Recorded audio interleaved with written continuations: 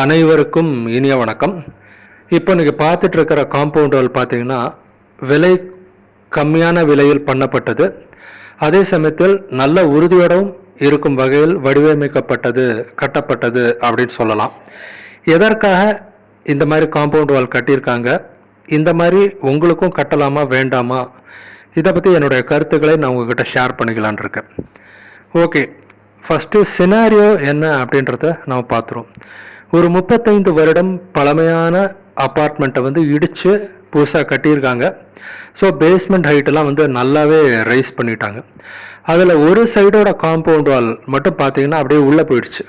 இப்போ பார்த்தீங்கன்னா தெரியும், அந்த பேஸ்மெண்ட் ஹைட், அந்த மண் இருக்குது பார்த்தீங்களா, அதுலேருந்து காம்பவுண்ட் வால் வந்து ஒரு 4 இன்ச்சு உயரத்துக்கு தான் இருக்குது. அப்படியே நடந்து போய் பக்கத்து வீட்டு அவங்க ப்ராப்பர்ட்டிக்குள்ளே நடந்தே உள்ளே போயிடலாம், அந்த மாதிரியாக இருக்குது. ஸோ இப்படி இருக்கக்கூடாது, நல்ல உயரமாக காம்பவுண்ட் வால் கட்ட வேண்டும் அப்படின்றதான்.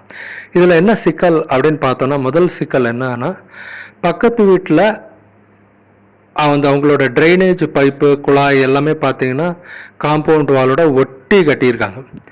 இதில் வந்து பார்த்தீங்கன்னா இந்த காம்பவுண்ட் வாலை நல்லா ஆழமாக தோண்டி போடணும் அப்படின்னு பார்த்தோன்னா அந்த ட்ரைனேஜ் பைப்லாம் டேமேஜ் ஆகிறதுக்கான வாய்ப்புகள் மிக அதிகமாக இருக்குது.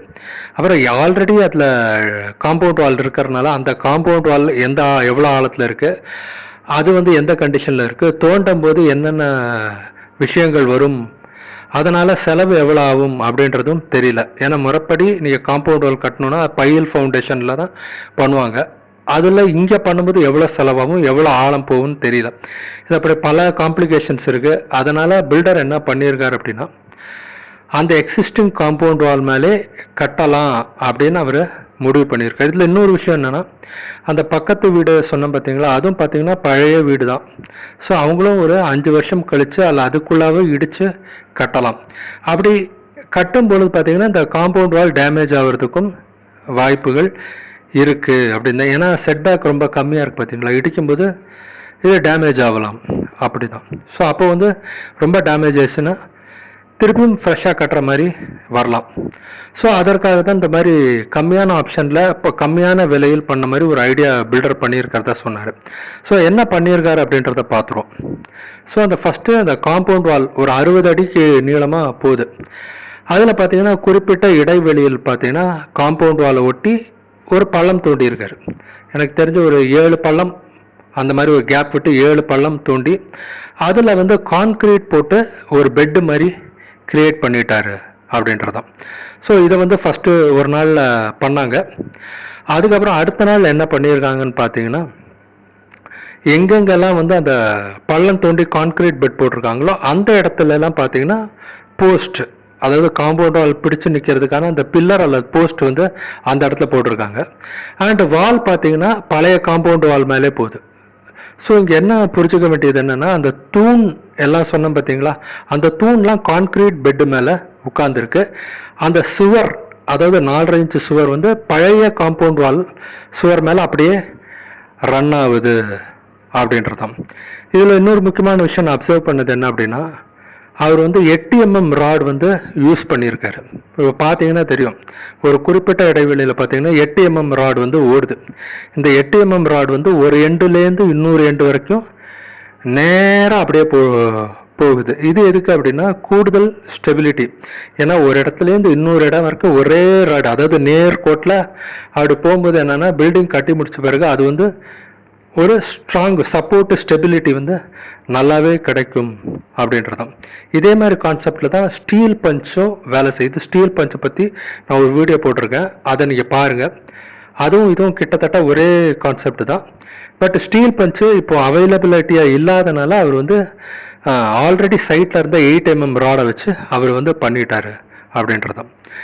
அடுத்ததான் விஷயம் என்ன பார்த்தோம் அப்படின்னா, அந்த சிமெண்ட் மார்ட்டார், அந்த சிமெண்ட் கலவையில் பார்த்தீங்கன்னா டைல் அதிசிவ் ஆட் பண்ணியிருக்காரு. இப்போ இந்த வீடியோவில் பார்க்குற இந்த அதிசிவ் வந்து அதோட மிக்ஸ் பண்ணி போட்டிருக்காரு. ஏன்னா கூடுதல் ஸ்ட்ரென்த்துக்காக இதை பண்ணியிருக்காரு அப்படின்றதான். அப்புறம் என்ன விஷயம் அப்படின்னா, ஒரு நாளைக்கு 3 மீட்டர் தான் ஏற்றணும் அப்படின்னு சொன்னார். அதாவது ஒரே நாளில் பார்த்தீங்கன்னா இந்த காம்பவுண்ட் வால் பார்த்தீங்கன்னா ஒரு 6 அடி இருக்கும். அப்படி ஒரே நாளில் ஏற்றாமல் ஒரு 3 மீட்டர், ஒரு நாள் 3 மீட்டர், அதுக்கப்புறம் 3 மீட்டர், அப்படி ஸ்டெப் பை ஸ்டெப்பாக தான் அவர் பண்ணியிருக்காரு. ஏன்னா ஒரே நாளில் ரொம்ப தூக்குனா அது வந்து சாஞ்சிரும். ஸோ ஒரு 3 மீட்டர் ஒரு நாளில் பண்ணிவிட்டு அது செட் ஆக விட்டுட்டு அடுத்த நாள் வந்து அடுத்த ஒரு 3 மீட்டர் அந்த மாதிரி தான் அவர் பண்ணியிருக்காரு. ஸோ இதுதான் வந்து பார்த்தீங்கன்னா அந்த விலை கம்மி பண்ணுவதற்காக அதே சமயத்தில் உறுதியாக இருக்கணுன்றதுக்காக அவர் சில விஷயங்கள்லாம் பண்ணியிருக்காரு அப்படின்றத நம்ம பார்த்துக்கிறோம். ஸோ இது மாதிரி எல்லாருமே பண்ணலாமா அப்படின்னு கேட்டால் அப்படி நம்ம சொல்ல முடியாது. ஏன்னா இந்த மாதிரி மெத்தட் எல்லாத்துக்கும் சூட் ஆகுமான்னு சொல்ல முடியாது. ஏன்னா இது வந்து முறையாக பண்ண காம்பவுண்ட் வால் வந்து கிடையாது. இது வந்து வேறு வழி இல்லாமல் இந்த யுக்தியை வந்து அந்த பில்டர் வந்து கையாண்டிருக்காரு அப்படின்றது தான். இந்த வீடியோ நான் போட்டது வந்து இப்படிலாம் பண்ணுறாங்க, இதெல்லாம் உங்களுக்கு ஒரு இன்சைட்டு, உங்களுக்கு ஒரு ஐடியா ஷேர் பண்ணுறதுக்காக தான் அப்படின்றது. ஸோ இதில் பார்த்தீங்கன்னா காம்பவுண்ட் வால் போட்டு முடிச்சிட்டாங்க, பிளாஸ்டரிங் பண்ணலை. 5 நாள் இந்த வேலை ஆயிருக்கு. 2 லேபர் தான், 5 நாள் 2 லேபர் பிளாஸ்டரிங் ஒர்க் வந்து இனிமேல் பண்ணுவாங்க அப்படின்றது தான். ஸோ இதுக்கு வந்து டோட்டலாக எவ்வளோ காஸ்ட் ஆச்சு அப்படின்றத வந்து நான் கூடிய சீக்கிரத்தில் நான் கமெண்ட் செக்ஷனில் போடுறேன். பிளாஸ்டரிங்லாம் முடித்த பிறகு நான் சொல்கிறேன். ஸோ இதை பற்றி நீங்கள் என்ன நினைக்கிறீங்களோ, உங்களோட கருத்துக்கள் என்ன அப்படின்றத நீங்கள் அப்புறமா கமெண்ட் செக்ஷனில் சொல்லுங்கள். உங்களுக்கு ஏதாவது சந்தேகங்கள் இருந்தாலும் கேளுங்க. நன்றி, வணக்கம்.